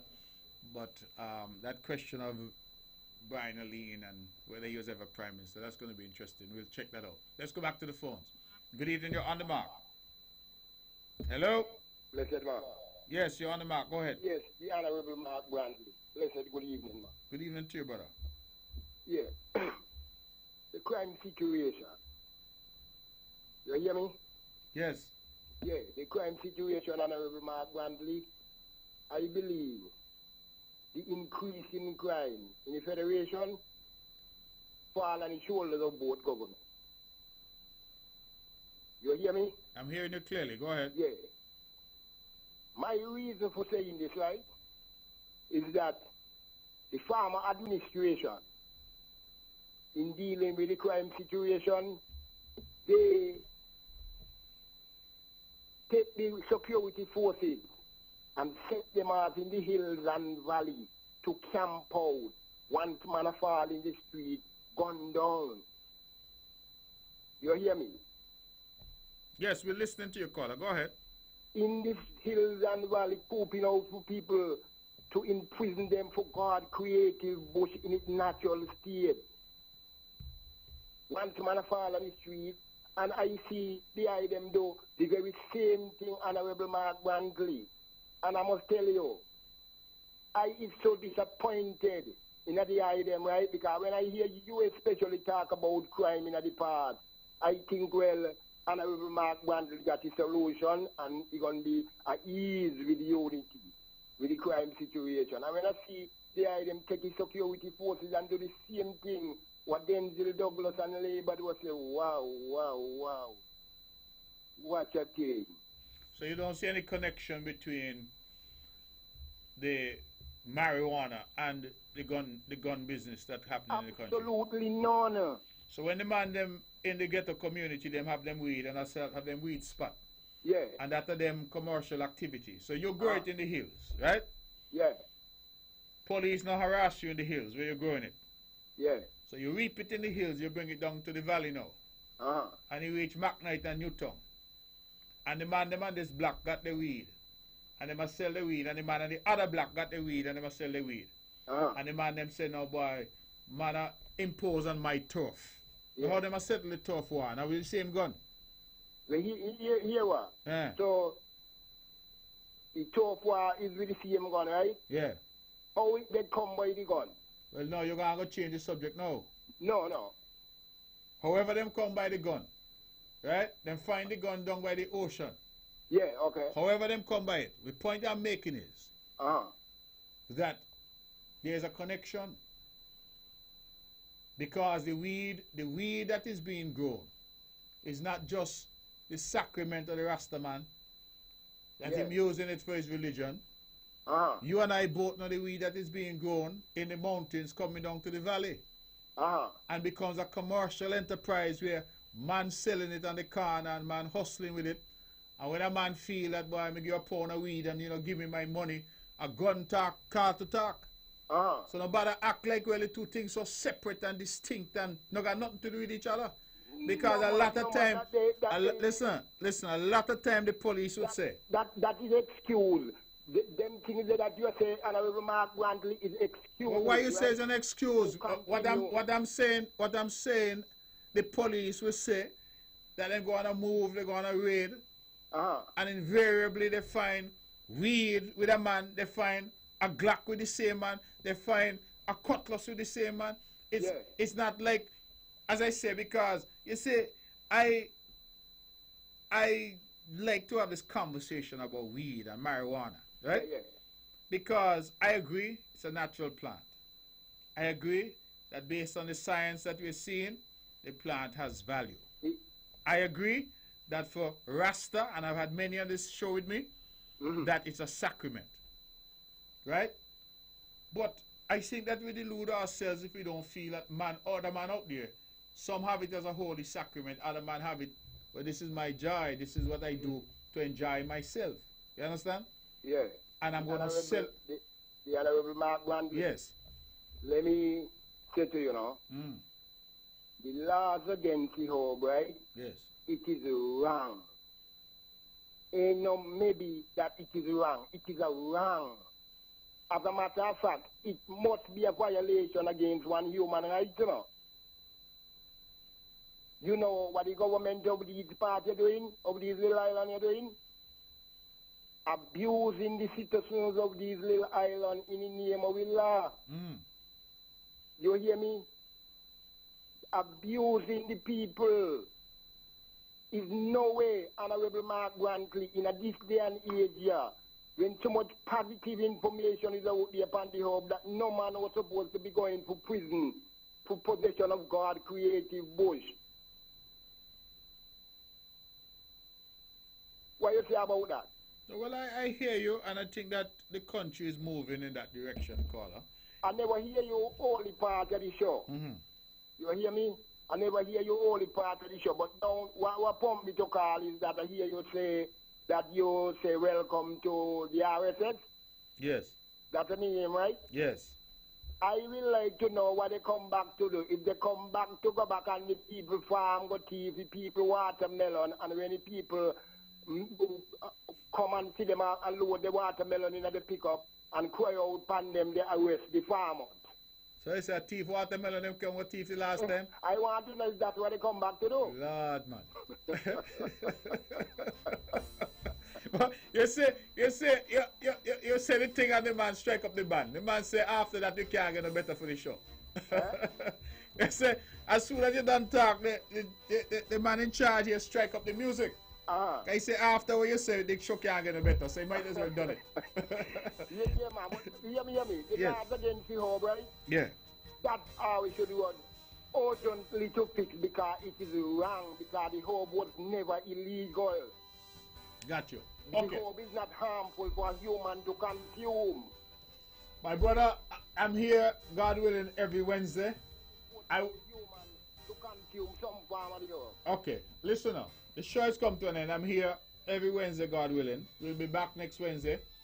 And I think you should call in early and let us have a conversation about that, okay? All right. That's our show. The band has struck up. It means we have to go. Ladies and gentlemen, thank you to all the callers, especially this last caller, who accused the RSS, let that be the headline, of stealing people watermelon. I hope that is not the case. The RSS is here. We welcome them, and we pray and hope that they will augment the forces and make a real difference to curb the crime and violence that we've been experiencing. That's our show. We thank all the callers who called, those we agreed with, those we did not agree with. We still thank them. And this last call, I think, caller, if you're still listening, please call back next week early and let's have a discussion about marijuana. It is, of course, the Marijuana Commission is out there doing its work, and I will expect that they will report to the cabinet fairly soon, and we see where that goes. Thank you. Thank you for all those who called. This show is rebroadcast tomorrow at 1 p.m. That's our show for tonight. Thank you, good night, and God bless you.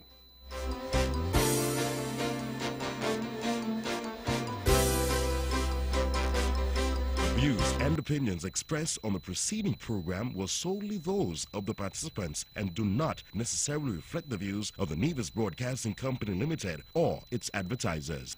And you were just listening to the On Demand program. You could join us next Wednesday from 8 o'clock for a similar presentation. The evening time, 10 o'clock. And that's how we come to the end of our programming for today, Wednesday, the 10th of October 2018. And that's to join us tomorrow morning from 6 for another full day's programming. I'm Marcellus Sleece, and a very pleasant night rest to all our listeners. The evening time, 10 o'clock. With all the power from the tower, this is the powerhouse of the Eastern Caribbean, VON Radio, from the Federation of St. Kitts and Nevis.